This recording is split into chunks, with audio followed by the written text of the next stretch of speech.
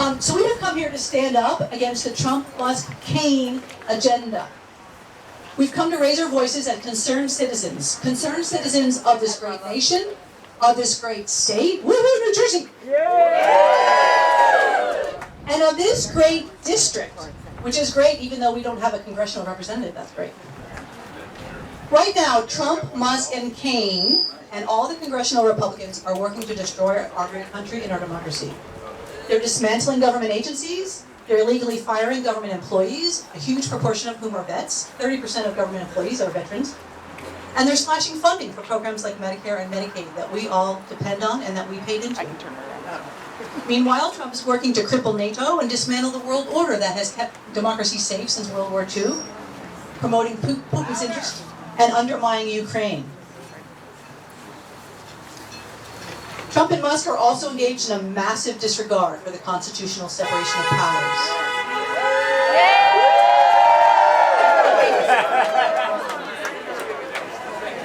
They're even going, the Trump administration is even going so far as to flout a court order and deporting immigrants, perhaps even some citizens, without any regard for the law.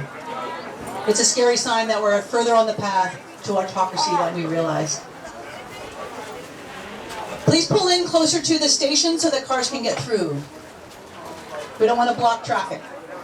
Thank you.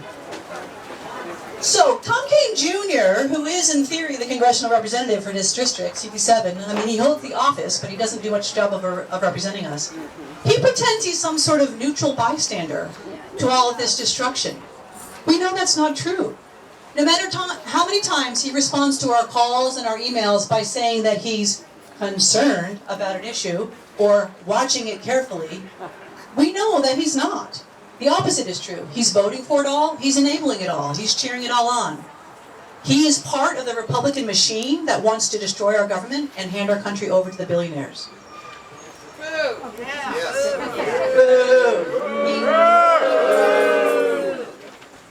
He hides from us because he's afraid of us. He knows that what he's doing is not popular in the district. So we're here today to make it clear that we do not accept what Tom Kean Jr. is doing. Tom Kean Jr. is not representing us. He needs to stop hiding and represent us. And in particular, we're here to say that it's not okay to slash budgets for essential services to fund a $4 billion tax cut for the ultra-rich.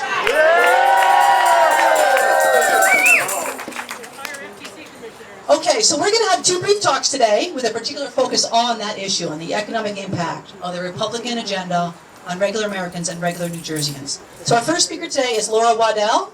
She is the Healthcare Program Director for New Jersey Citizen Action. Laura? Thank you! New Jersey, are you ready to stand up and fight? Yeah! Me too. So I am Laura Waddell. Again, I'm the Healthcare Program Director at New Jersey Citizen Action. And we're here today because our lives, our dignity, our futures are under attack. On February 25th, the U.S. House of Representatives passed one of the most inhumane budget reconciliations we have ever seen. $1.5 trillion in cuts to Medicaid, SNAP, TANF, and education. And who pays the price? We do. Children, families, seniors, people with disabilities. Here in New Jersey, there are 1.8 million people, million of our neighbors who rely on New Jersey Family Care Medicaid for their health care. That's 1 in 3 children, 1 in 3 people living with disabilities, and 4 in 7 seniors in nursing homes. These are not just numbers.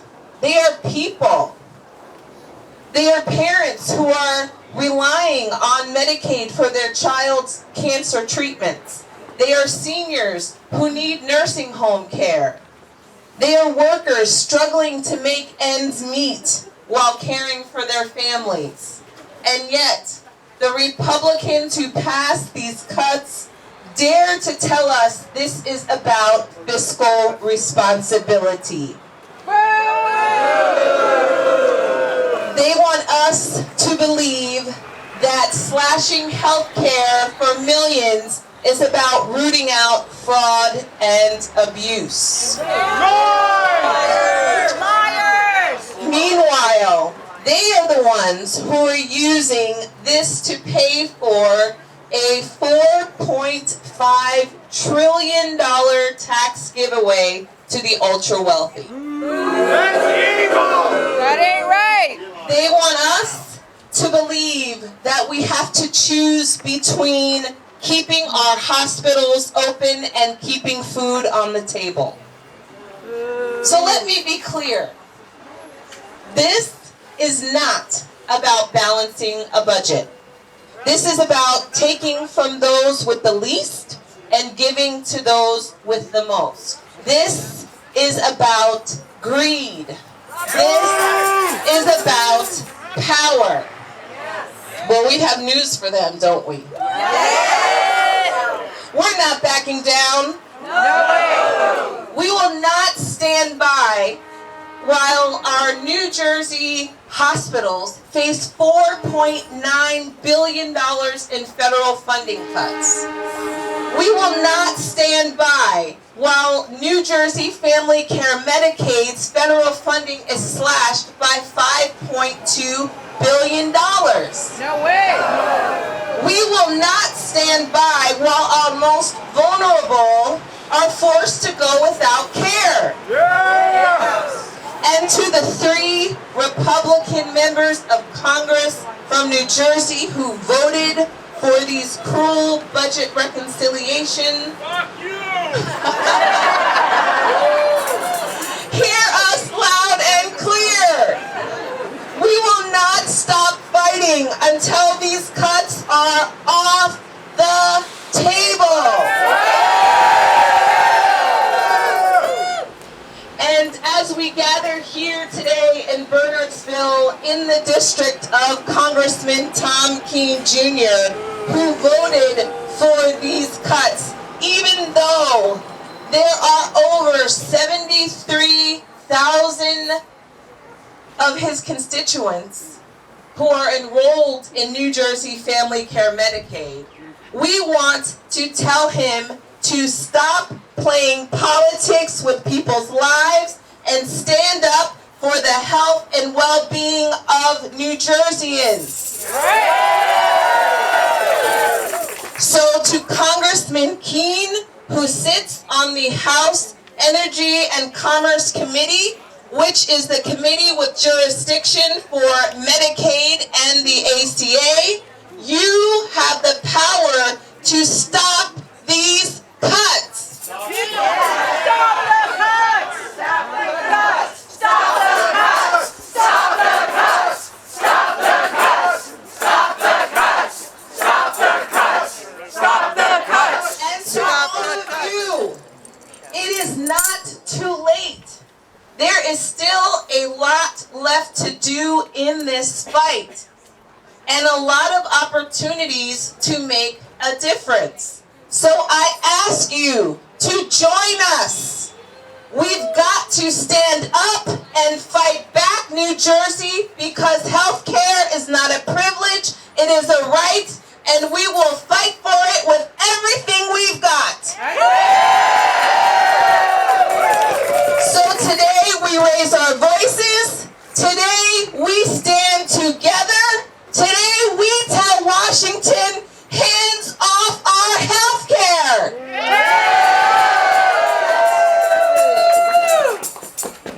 Thank you, Laura. That was fantastic. All right. Woo!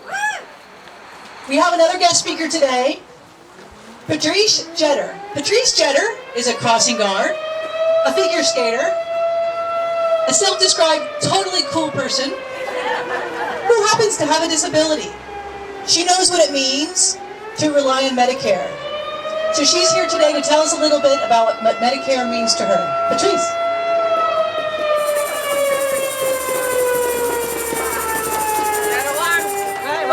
Hi everybody,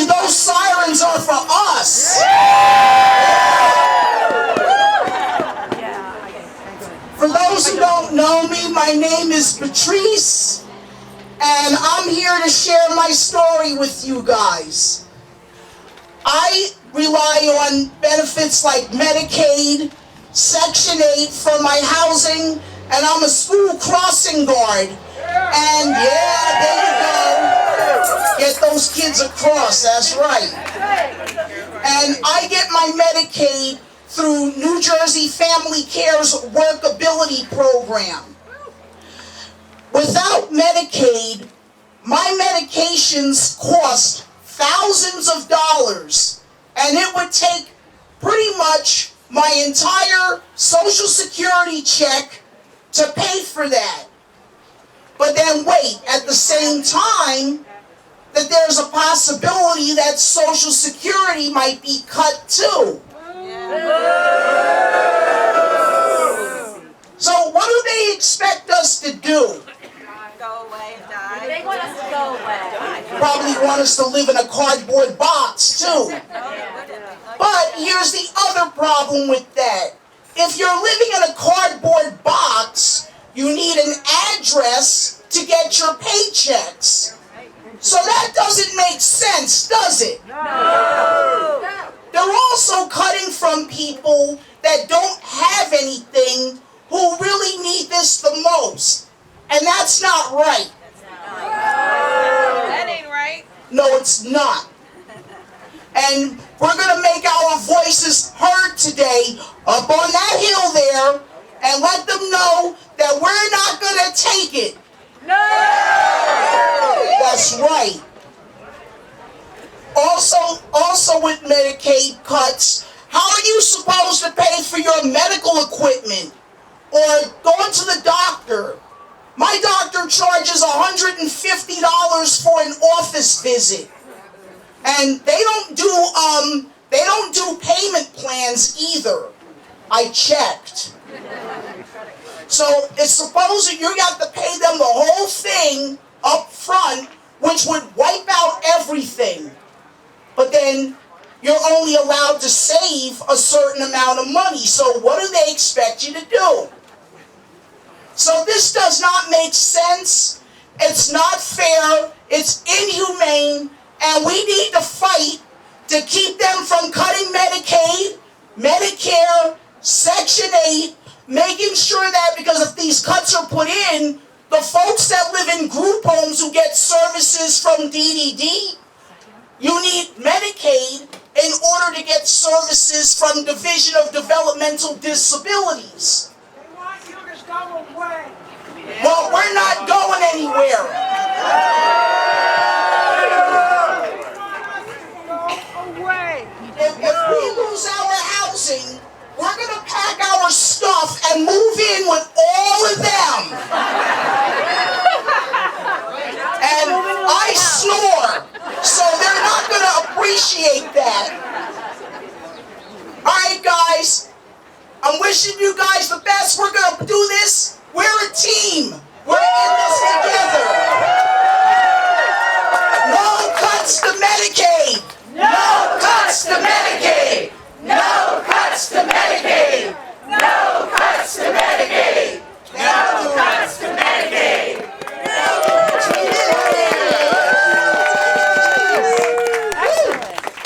Excellent. Patrice speak before. I had no idea she was fantastic. Well, you know, strangely, I think we have another speaker who arrived. Look, there he is. Look. Oh, it's a sheep. Is that Tom Kean Jr. or is that a sheep? Come over here, sir. Come over, Mr. Sheep. Come over, Mr. Sheep. So, are you Tom Kean Jr.? I am Tom Kean Jr. I am Tom Kean Jr. and I'm so happy to see all my constituents here today because I know that my primary responsibility is to meet with my constituents and talk about your concerns. So I'm here to answer any of your questions, except no questions about Donald Trump or Elon Musk or cuts to the VA or Medicaid or how we're stitching up Ukraine or how we're burning the Constitution And I'm not going to answer any questions about people's private parts. Definitely off the table. Because I know you're all worried, aren't you? Aren't you all worried? Yes. Well, because of what's happening in Washington, well, I can tell you that we're working really hard in Washington, and I've got great news for you all today. The Congressional Art Show is accepting submissions. And I'm working really hard. I'm working really, really hard with the Problem Solvers Caucus. You know about the Problem Solvers? Yeah. Let me tell you, last week in a single day, we solved the Times crossword puzzle. And we got Wordle in one. T-R-U-M-P. Yeah, that was it. Yeah, I used to be on the side of truth, justice, and the American way, but now I'm just all in with the Joker. Well, time's getting on, you know. I have to go and have lunch with my wealthy donors over at the granary. They got more money than you lot have, I can tell at a glance. And I'm hoping that Elon Musk leaves one of those nice $1 million checks for me again, because if he does, maybe I can afford one of those nice new swastikas. But before I leave, I'd like you all to join me in a chant that is very popular in the Republican House Caucus. Are you ready?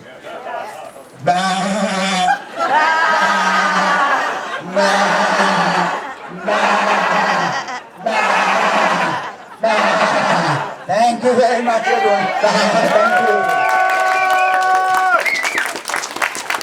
So that's our representative, ladies and gentlemen. He's a sheep.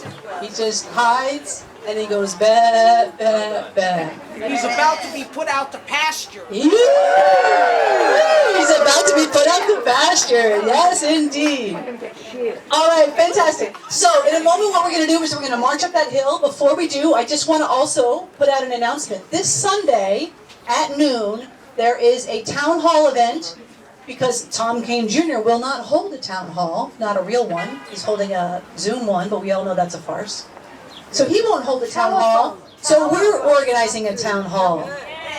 So the town hall this coming Sunday, March 23rd, noon at the Bridgewater Marriott. I've got a flyer in my hand if I can figure out how to pick it up, and some other folks have flyers around. There's a QR code if you want to find out more information. Laura certainly has some, and Bev does. Join us there. And also, another way of making your voice heard to show that Tom Kean Jr. needs to show up and talk to us. Yeah. As a matter of fact, we should say, town hall or recall. Town hall or recall. Town hall or recall. Town hall or recall. Town hall or recall. Town hall or recall. Woo! All right, we're going to now march up the hill to his office, and we're going to chant there to make them hear us. Tom Kean Jr. has got to go. Hey, hey. Ho, ho. Tom Kean Jr. has got to go. Hey, hey. Ho, ho. Tom Kean Jr. has got to go. Hey, hey. Ho, ho. Tom Kean Jr. has got to go.